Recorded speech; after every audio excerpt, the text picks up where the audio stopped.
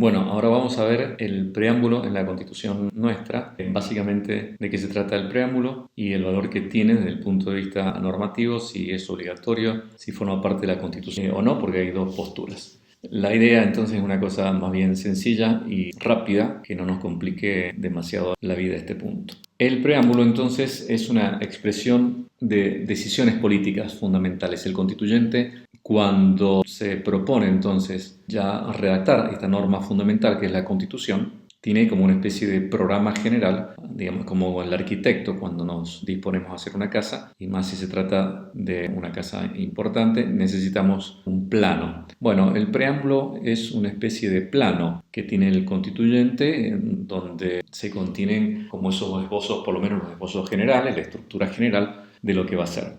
Tiene un valor importante el preámbulo, pero hay cierto sector de la doctrina que niega el carácter normativo. Dice que el preámbulo no forma parte de la Constitución, que el preámbulo es una expresión de deseos nada más del constituyente y que, por lo tanto, no tiene como fuerza jurídica, no tiene la obligatoriedad jurídica que sí tiene la Constitución, que empezaría, digamos, con el artículo 1 y así. De todas maneras, este es un sector nada más de la doctrina.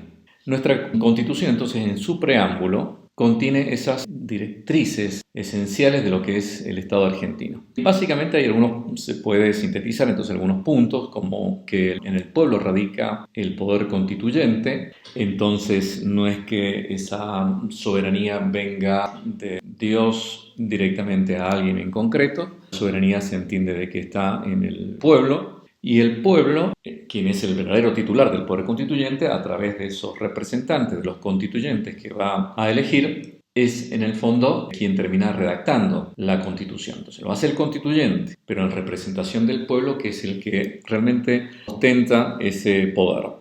Reconoce nuestro preámbulo la preexistencia histórica de las provincias desde el punto de vista histórico, no tanto desde el punto de vista jurídico. Como realidad en sí, las provincias existían antes del nacimiento del Estado argentino, el nacimiento desde el punto de vista jurídico del Estado argentino de 1853 con la Constitución.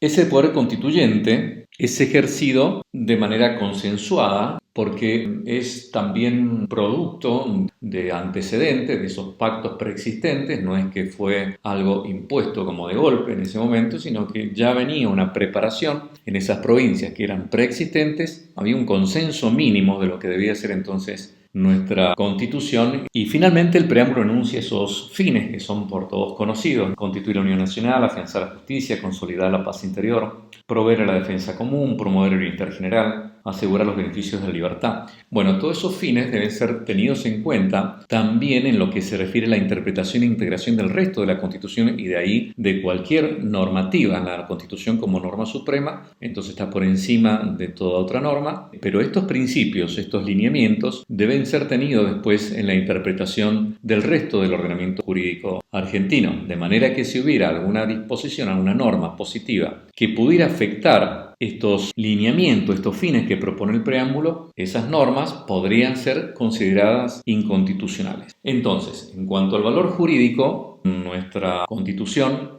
a través del preámbulo, incorpora y da obligatoriedad, otorga obligatoriedad a los valores emergentes de la doctrina del derecho natural. Eso no se da, a lo mejor en otras fuentes que han tenido redacciones parecidas del preámbulo. En el caso nuestro, termina invocando a Dios, fuente de toda razón y justicia. Entonces, esto es entendido como que se incorporan los valores del derecho natural y, por lo tanto, la Constitución está imbuida de esos principios y alguna norma que vaya en contra de las normativas del derecho natural podría ser inconstitucional. Por lo tanto, el preámbulo tiene juridicidad y tiene fuerza normativa como el resto de la Constitución, ¿no? Esto es una de las principales posturas. Habíamos dicho de que otros le negaban ese valor, pero realmente lo más razonable es pensar de que el constituyente no ha querido escribir un preámbulo nada más como una simple expresión de deseos, como si fuera en un libro uno le pone una dedicatoria. Entonces, el preámbulo realmente forma parte de la Constitución y se puede decir incluso más, que es el espíritu mismo de la Constitución y por lo tanto